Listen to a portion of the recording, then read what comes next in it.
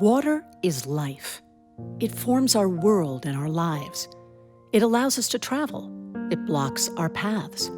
It is crucial in determining where we live and work and what we eat and drink. It is an essential biological and natural resource that people struggle to access and control. Water shapes human culture, our ways of life. It is central to many faiths, rituals, and ceremonies around the world. It inspires art and music. The Smithsonian's exhibition Waterways explores the many ways that water shapes our lives.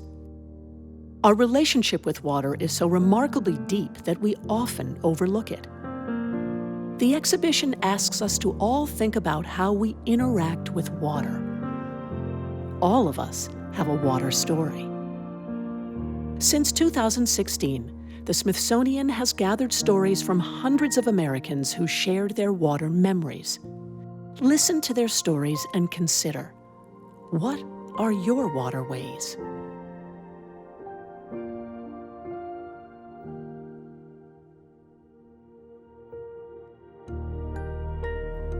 Water is central to humanity. We need it to survive.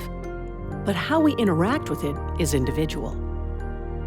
Water is gentle, nurturing, and cleansing, while simultaneously powerful enough to shape the planet.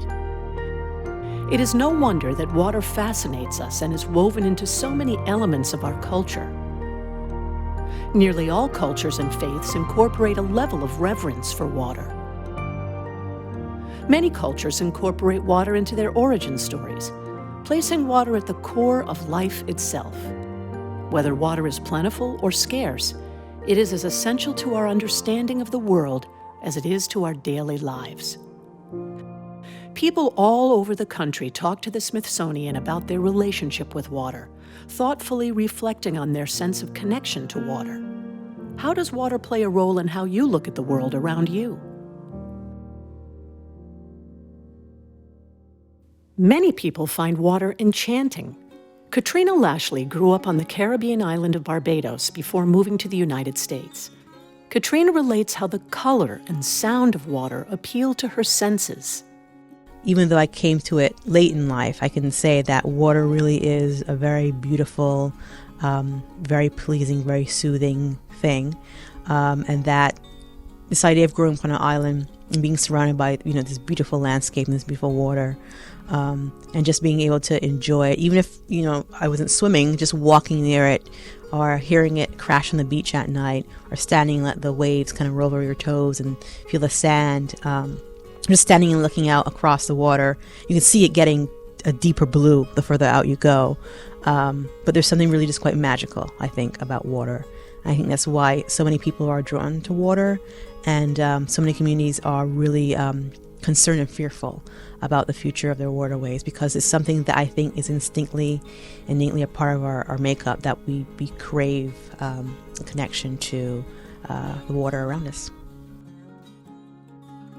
Kelly Lewis from Massachusetts told us how her relationship with water has grown since her childhood in Hawaii.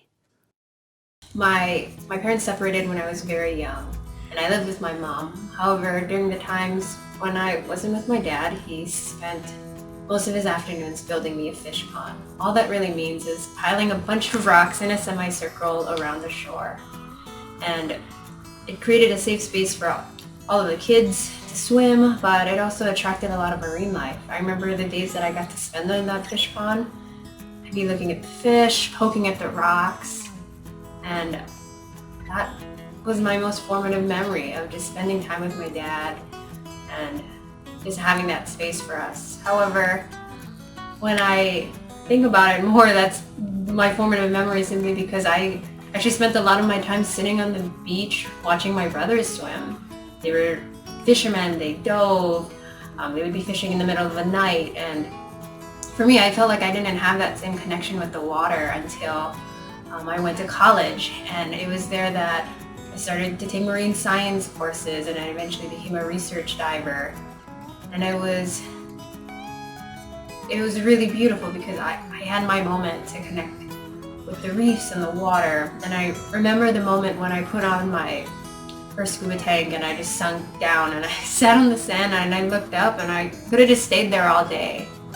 A lot of people like to swim around a lot, and for me, that wasn't the case. There's just so much to see in 45 minutes of tank. Water is at the center in many cultures, representing a core element of life. Many Native Americans revere water in their cultural traditions. Mohawk Nation members Tom Cook and Kawinahawi Charlene White describe their communal and personal relationships with water. We're here at this place just up the hill from our ancient homeland. Our direct ancestors lived along this river for 1,000 generations.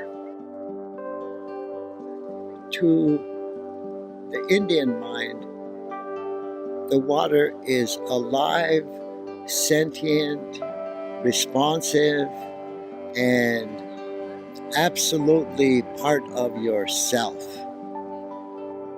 I acknowledge the water, I respect the water, I talk to the water, and I'm grateful for the water. But yeah, at the same time, I'm careful with the water because there's so much more that it can do that we don't know, you know. That's why it's important to respect that water. It's life. It has energy, it flows. It's just like you and me, but in a different form that you're used to seeing as a human being. Authors, dancers, artists, and musicians are inspired by water. Listen to Take Me to the Water, a medley inspired by traditional spirituals performed by the Lansdowne High School Honors Choir from Maryland. And consider how water has an impact on creativity. Gonna lay down my burden down by the riverside, down by the riverside, down by the riverside. Gonna lay down my burden down by the riverside. Take me, take me, take me to the water. Take me to the water. Take me to the sea. Take me to the river, so that my spirit can be free. Gonna lay my burdens down by the riverside, down by the water that flows both deep and wide. Take me, take me, take me to the water. Humans view their connections to water in a variety of different ways. For many people, water is inspirational. Others find spiritual and emotional comfort in water. Juanita Urban from Massachusetts describes the peace she finds in water. So water to me is really my heart and soul. When I was young and my dad passed away, I would always go down to the creek and just listen to the water. And the sounds of water going over the rocks always gave me peace.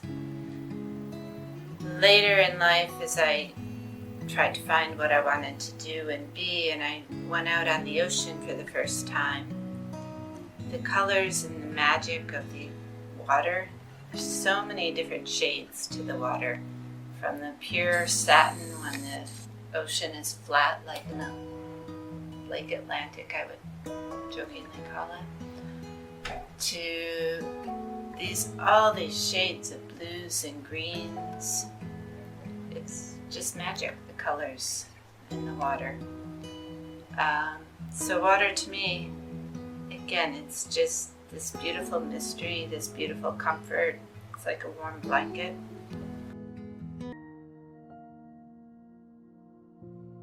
How do you connect to water? How do water's qualities inspire your humanity, your spirituality, and your memory? How does your community incorporate water into its traditions? Tell a story about water's impact on you or your hometown. Share your story with a friend. Participate in a program led by your state humanities council. Or talk back to the Smithsonian by visiting museumonmainstreet.org and let us hear your water story.